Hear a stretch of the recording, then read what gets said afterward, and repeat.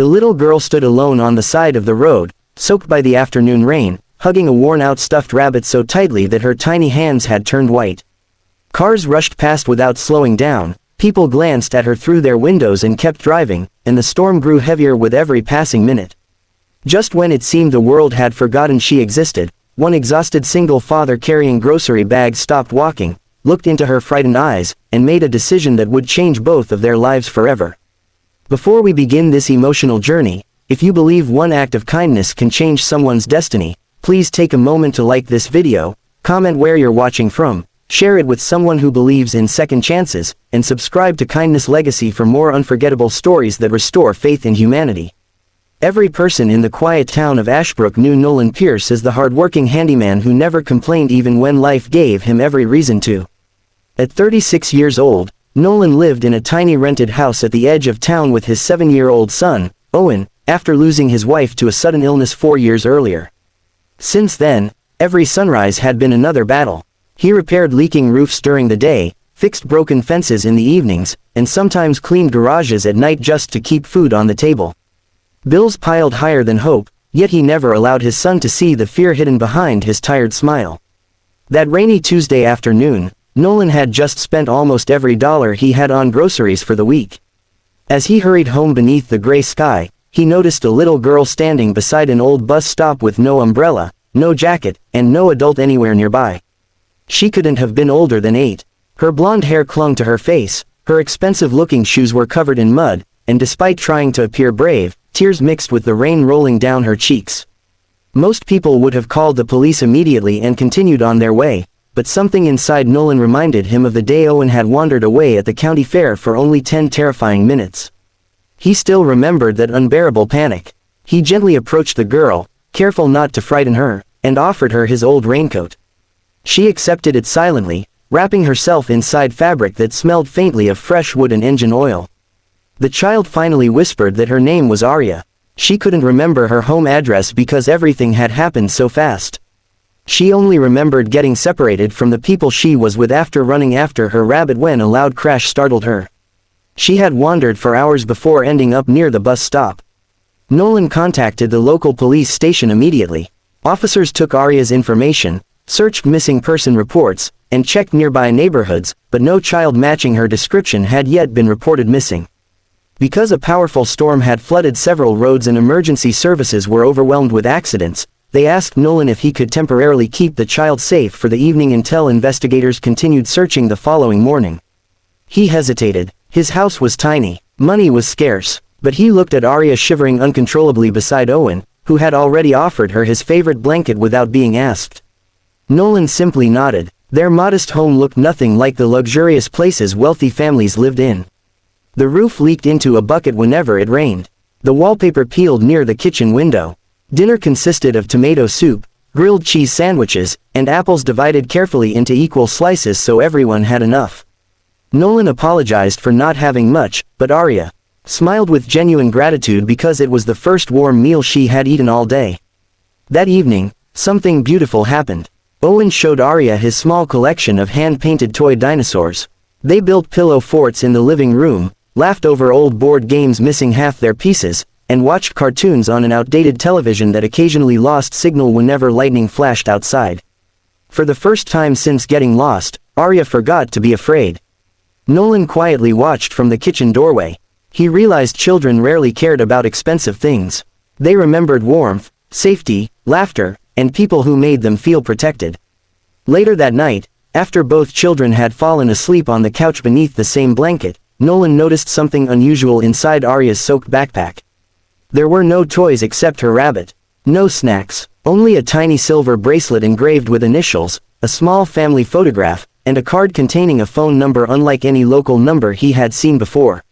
He called it. No one answered. He left a short voicemail explaining that a little girl named Arya was safe and waiting at his home. Miles away, inside one of the largest corporate headquarters in the country, panic consumed an entire security command center. Billionaire entrepreneur Victoria Ashcroft, founder of one of America's fastest-growing technology companies, had spent the last 7 hours searching desperately for her only daughter. Arya had been kidnapped earlier that afternoon during a staged vehicle accident meant to target Victoria herself. Fortunately, The frightened child had escaped when the kidnappers crashed during the heavy rain, but nobody knew where she had gone afterward. Police, private investigators, helicopters, and security teams searched every neighborhood across 3 counties. Then Victoria's phone rang. A voicemail. A calm stranger explained that Arya was safe. Within minutes, dozens of black SUVs raced toward Nolan's quiet neighborhood. The following morning began peacefully. Nolan made pancakes shaped like smiling faces while Owen and Arya laughed around the kitchen table. They had no idea dozens of security vehicles were quietly surrounding the street. A loud knock echoed through the house. Nolan opened the front door expecting a police officer. Instead, he found men in dark suits, local detectives, and a woman whose tear-filled eyes immediately searched beyond him. The moment Arya saw her, she ran forward. Mother and daughter embraced so tightly that even hardened officers looked away to hide their emotions. Victoria could barely speak through her tears. She held Arya's face, checking every scratch and bruise before finally turning toward Nolan. She expected someone seeking money or recognition. Instead, she found a man wearing faded work boots, patched jeans, and an old flannel shirt stained with paint from yesterday's job. His first words surprised everyone. He simply apologized because he wished he could have offered Arya a better place to sleep. Victoria walked through the small home after investigators completed routine questions. She noticed the leaking ceiling, the nearly empty refrigerator, the worn furniture repaired countless times instead of replaced, and Owen carefully wrapping the remaining pancakes so nothing would be wasted. She realized something extraordinary. Her daughter had spent one night in a house with almost nothing. Yet she had never been safer. When Victoria thanked Arya for being brave, the little girl gently corrected her. She explained that she had never been scared after meeting Nolan because he reminded her of heroes in bedtime stories who helped people simply because it was the right thing to do. Those words broke something inside Victoria. Years of building billion-dollar companies had surrounded her with people motivated by contracts, profits, or publicity. Genuine kindness without expectation had become incredibly rare. She quietly asked Nolan what reward he wanted. He smiled politely and refused. He explained that if Owen were ever lost somewhere, he hoped another parent would help him too. That was enough. News spread rapidly after police released the rescue story. Television stations praised the mysterious handyman who had protected the missing billionaire's daughter without asking for anything in return. Reporters filled the neighborhood, but Nolan avoided interviews, returning to work the very next morning because overdue rent would not pay itself. Victoria couldn't stop thinking about that humble little house. She ordered her staff to investigate Nolan's background, expecting to discover hidden motives. Instead, they uncovered years of quiet generosity. He repaired elderly neighbors' homes for free. He secretly paid school lunch debts whenever possible. He volunteered at the community shelter every winter despite barely surviving himself.